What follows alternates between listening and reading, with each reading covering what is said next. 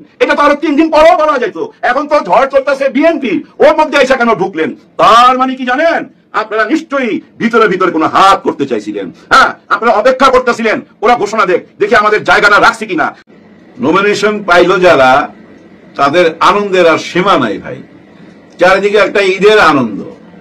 আমাদের নোয়াখালী বরকতুল্লাহ বুলু সাহেবের এলাকা, যেটা ওইটা আবার আমার শ্বশুর বাড়ির এলাকা। ওইখান থেকে আজকে 3-4 বার কথা বললাম। বাইরে ভাই আনন্দের ঢেউ ঘরে ঘরে, কারণ ওই এলাকাটা না পুরা বিএনপির, বুঝছেন। যাই হোক, সব এলাকায় কি এরকম না, সব এলাকায় এরকম না। মেহেরপুরের দিকে তাকান, 15টা হোন্ডা জ্বালায় ফেলাইছে। আয় হায়, হোন্ডা না থাকলে তো আর চলবে না ভাই, তাই না?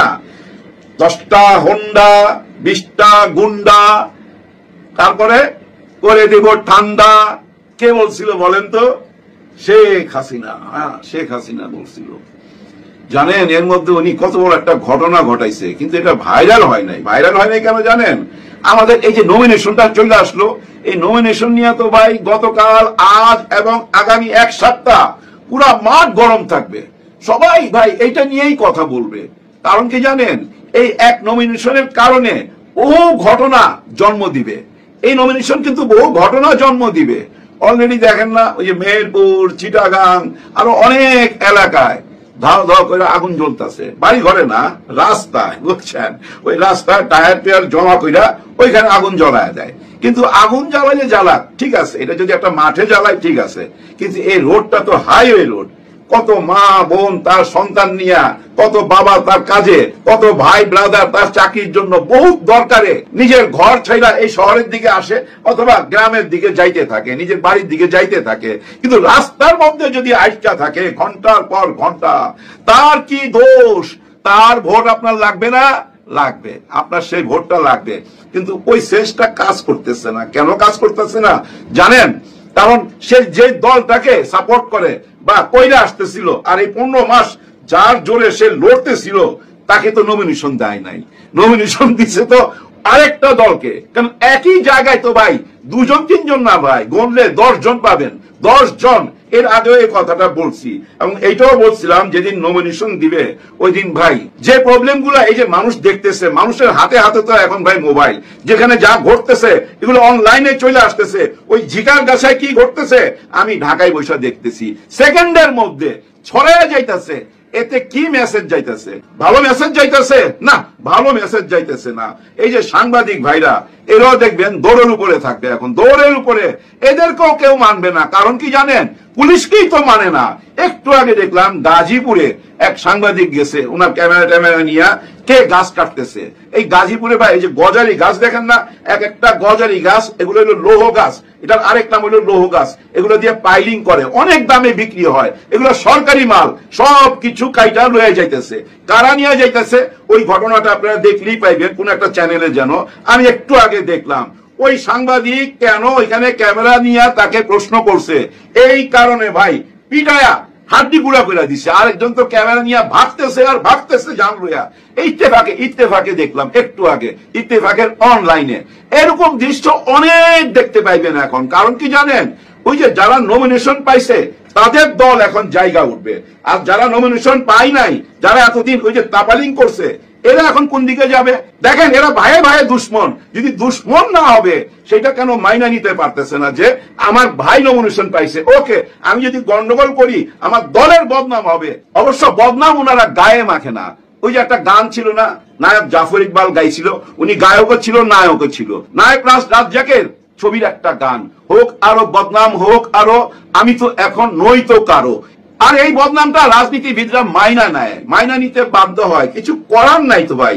ওনারা বুঝে যে মানুষ সবকিছুই বুঝতেছে, ওরা আমাদেরকে নিয়ে হাসাহাসিও করে, এরকমও বুঝে। কিন্তু মানুষের থিঙ্কিংটাকে ওনারা জানে না। জানে ভাই, অনলাইনে এই কমেন্ট টমেন্ট পড়ে না, পরে ভাই, সবকিছুই পড়ে, সবকিছুই দেখে, তারপরও বদনামটা মাইনা নিতে হয়। এখানে একটা বাস্তবতা আছে, কঠিন বাস্তবতা, এটা আপনাদেরকে বুঝতে হবে। সেই বাস্তবতাটা কি জানেন? টাকা। টাকা। আপনার যতই নাম থাকুক না কেন, দাম নাই। টাকা না থাকলে আপনার দাম নাই। এই রাজনীতির জগতে, এই রাজনীতির জগতে ভাই মাল ছাড়তে হবে, নিজের পকেটের টাকা ঢালতে হবে, অথবা চান্দা তুইলা, গোপনে চান্দা তুইলা ওই টাকা ঢালতে হবে, না হলে আপনি কর্মী পাইবেন কই? নিরীহ মানুষের জন্য তো রাজনীতি না। এই যে নমিনেশন দিল, এটা কি দেখলো? নিশ্চয় একটা বিচার আচার করছে তো ভাই। ধরে নেন 1500 মানুষ নমিনেশন চায়, ওনারা 300 জনকে দিবে। 300 জনের মধ্যে আবার ওনাদের জোট আছে, ওই জোটের জন্য 63টা রাখবে, বাকিগুলা ওনারা দিবে। ওকে, এখন এই বাকিগুলা দিবার মধ্যে ওনারা কোন বিচারটা আগে আনবে? মানে কোন লোকটাকে আমি দেবো এবং কেন দেবো, কি কারণে দেবো, ওইটা তো বিচার করবে। ওই বিচারের মধ্যে কোনটা আগে আনে জানেন? কার কাছে টাকা আছে, টাকা আছে কার কাছে, ওইটা আগে বিচার করে। কারণ টাকা থাকলেই আপনি সব কিছু ম্যানেজ করতে পারবেন।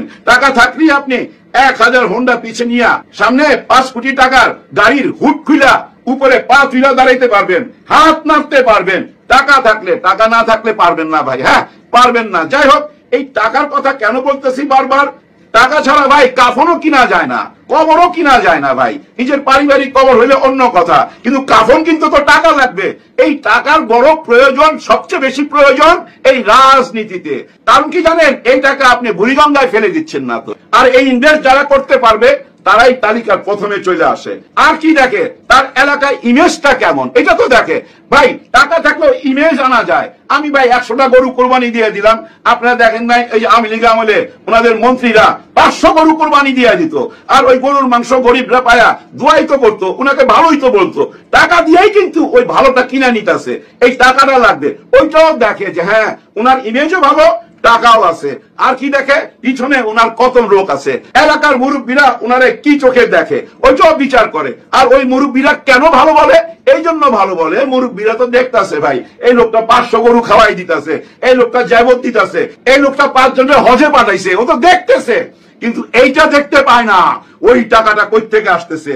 ওই তো কিছুদিন আগেও ভাই রিক্সাতে চলতো, বাসে চলতো, এখন গাড়ি কিভাবে আসলো, এখন তার বিদেশে কিভাবে বাড়ি হইলো, বারবার বিদেশে যাওয়া আসা করে, কাশি দিতে হইলো, ব্যাংকক যায় চিকিৎসা করে, এত টাকা পাইলো কই, ওইটা বিচার করে না। কারণ ও তো মাল খরচ করতেছে, জমাইতেছে ভাই 12 আনা 4 আনা খরচ কইরা প্রশংসা কুড়ায় নিতেছে।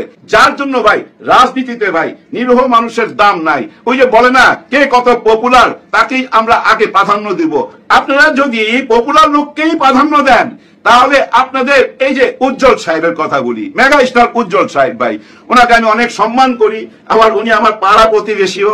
ওনাকে আমি দেখছি ভাই এখন থেকে না, শহীদ জিয়াউর রহমানের আমল থেকে। শহীদ জিয়াউর রহমান যখন হ্যাঁ না ভোট দিয়ে 77-এ যখন হ্যাঁ না ভোট দিয়ে ক্ষমতায় আসে, ওই হ্যাঁ না ভোটের মাধ্যমে ক্ষমতায় আইসা উনি বেশ কিছু ভালো ভালো মানুষকে রাজনীতিতে টেনে নিল। এর মধ্যে বি চৌধুরী, ডাক্তার বি চৌধুরী, ওই যে মগবাজার একটা ডাক্তারের গলি আছে না, ওই ডাক্তারের গলির নামটা কিন্তু ওই বি চৌধুরীর নামে। অনেক পপুলার, অনেক ভালো মানুষ ছিল ভাই উনি। জানেন এই ভালো মানুষগুলাকে এইভাবে খুঁজে ভাই করছে।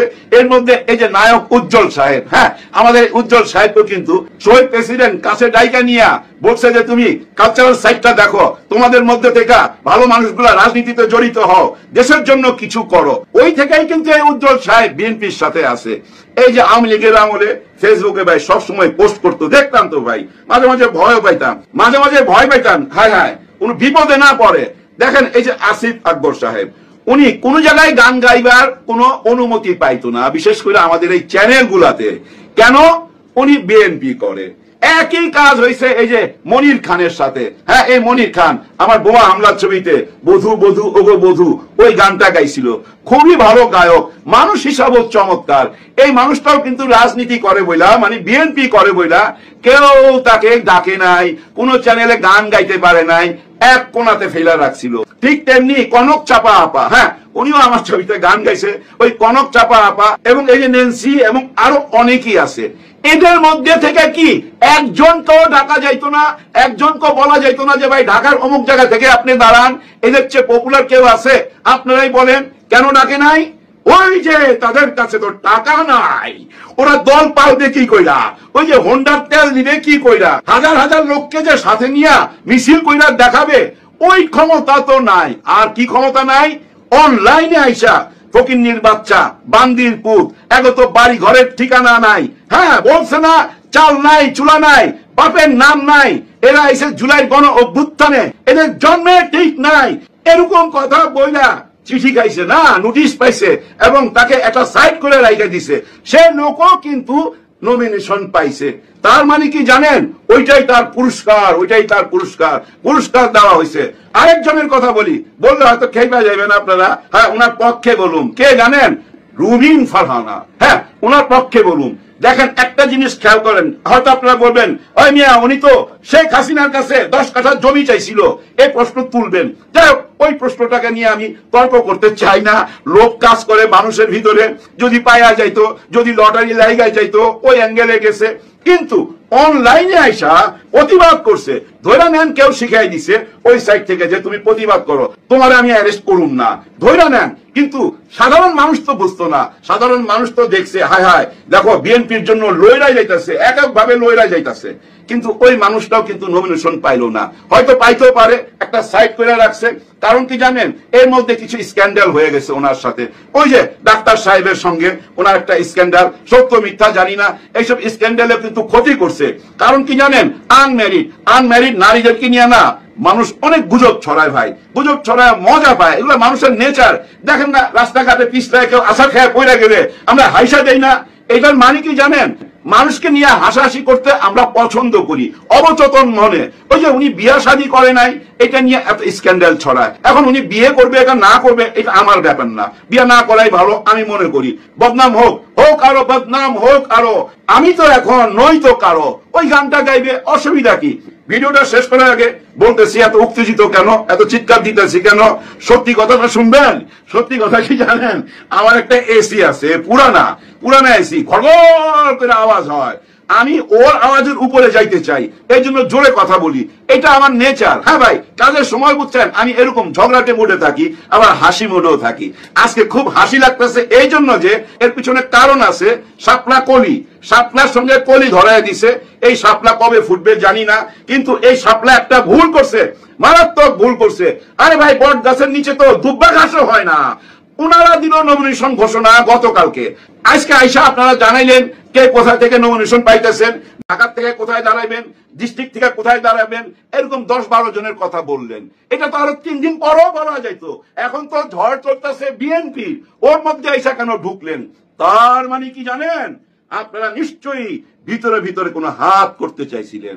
হ্যাঁ, আপনারা অপেক্ষা করতেছিলেন ওরা ঘোষণা দেখে আমাদের জায়গাটা রাখছি কিনা।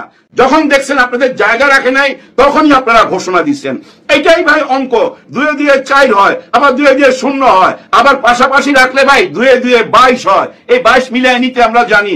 যদি সত্যি সত্যি এমন কিছু কইরা থাকেন, ভিতরে ভিতরে ওনাদের সঙ্গে কোনো ষড়যন্ত্র বা জোট বাঁধার কোন চিন্তা কইরা থাকেন, তাইলে ধৈর্য নিমু আপনাদের কোমর ভাঙিয়া গেছে অলরেডি।